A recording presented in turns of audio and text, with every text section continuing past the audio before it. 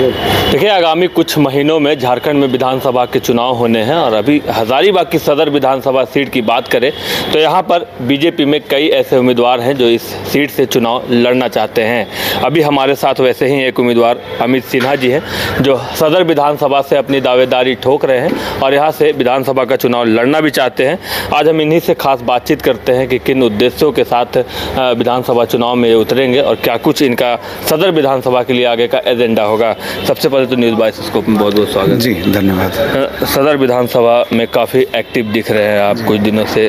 किन एजेंडों को लेकर आप इस वर्ष विधानसभा का चुनाव लड़ना चाहते हैं? जी, एजेंडा वही रोजगार हो जाएगा, औद्योगिक यहाँ पर जो स्थिति है उस पर बात हो जाएगी। औद्योगिक क्लस्टर होने पे विस्थापन एक बगल में आया है, एनटीपीसी प्लांट है, तो वहाँ से विस्थापन की जो समस्या आ रही है उसको लेकर एक शहरीकरण का यहाँ पर जो रोड मैप बनेगा उस पर काम किया जा सकता है। महिला सुरक्षा की बात होगी, एजुकेशन का हब है तो एजुकेशन पे क्या कुछ किया जा सकता है उस पर बात किया जा सकता है। फुटपाथ और ट्रैफिक चीज़ें तो बहुत है हजारीबाग में जिन पे काम किया जा चुका है, लेकिन समय अभाव में यहाँ के जो जनप्रतिनिधि रहे हैं अब तक पूर्ण रूप से उसे नहीं कर पाए हैं, तो मैं उन्हीं विकास कार्यों को आगे बढ़ाने की कोशिश करूँगा। क्योंकि यहाँ से विधायक मनीष जायसवाल थे जो अब सांसद बन गए हैं और उनका एक जनता से अलग ही जुड़ाव था, तो उस जुड़ाव को आप अगर आपको पार्टी मौका देती है तो उस जुड़ाव को कैसे भरिएगा? जी, व्यक्तिगत स्तर पे तो मैं उसी मिट्टी से निकला हूँ और उसी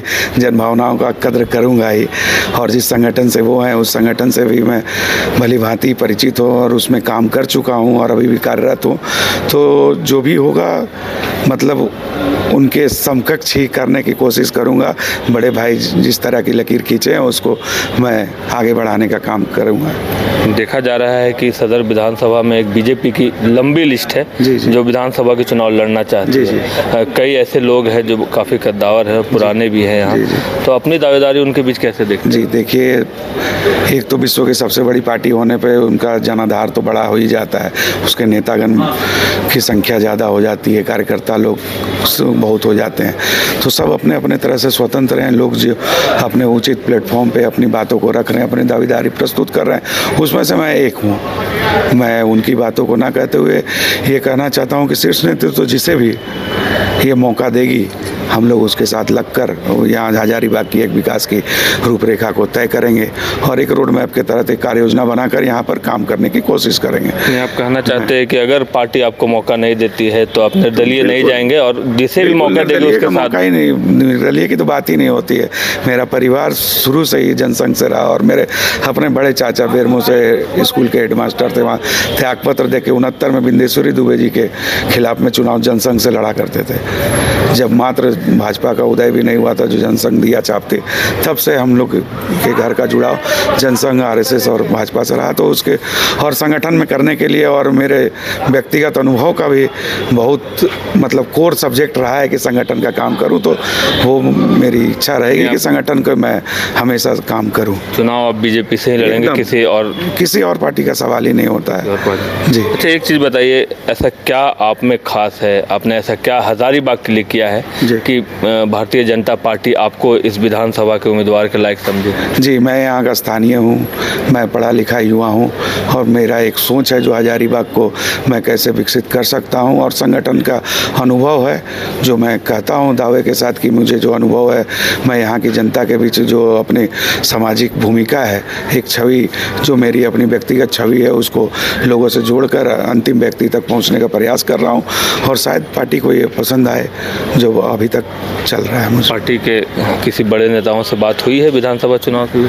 जी, व्यक्तिगत रूप से मैं 10-12 वर्षों से पार्टी का काम कर रहा हूं, तो सभी रांची और दिल्ली के शीर्ष पदाधिकारी जो हैं हमारे पार्टी के, उनसे व्यक्तिगत मेरा जुड़ाव रहा है, उनके साथ काम किया है, तो सबको मैंने अपनी बात स्पष्टता से कही और सबका आश्वासन है। अब देखना है कि शीर्ष नेतृत्व को क्या पसंद आए। अगर मेरी दावेदारी मजबूत होगी, मुझे सिंबल दिया जाएगा तो मैं दमखम के साथ विकास विकास की यहाँ राजनीति करूँगा, भाजपा की राजनीति करूँगा और लोगों के बीच में जाकर अपने कार्य योजनाओं को पहुँचाऊँगा जन जन तक।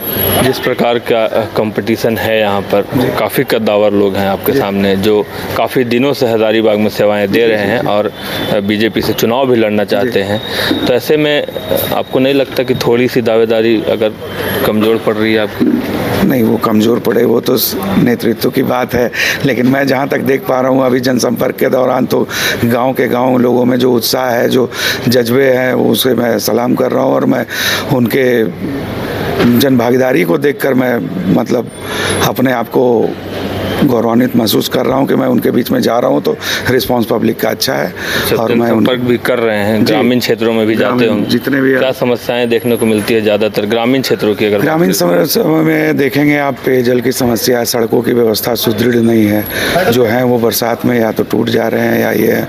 और महिलाओं बच्चों के जो वहाँ से पढ़ने वाले शिक्षण संस्थाओं में आ रहे हैं उनके लिए कनेक्टिविटी की बस की सुविधा नहीं है, उस पर है रोजगार प्रॉपर नहीं है, वो खेतिहर अपना उगा कम पा रहे हैं, उसको बेच कम पा रहे हैं, तो उसकी एक योजना बनानी होगी जो आने वाले समय में हम लोग तय करेंगे। देखिए, ये अमित सिन्हा थे जो सदर विधानसभा से सीट चाहते हैं, लेकिन इन्होंने साफ तौर पे कहा है कि बीजेपी अगर टिकट देगी तो वो चुनाव लड़ेंगे, अगर बीजेपी जिसे भी टिकट देगी हम उसका समर्थन करेंगे। अब देखना यह होगा कि आगामी कुछ महीनों में जो चुनाव है वो बीजेपी किसे अपना सदर विधानसभा से उम्मीदवार बनाती है और कौन यहाँ से विधायक बनता है। Shashank Shekhar, news bye scope, Hazaribagh.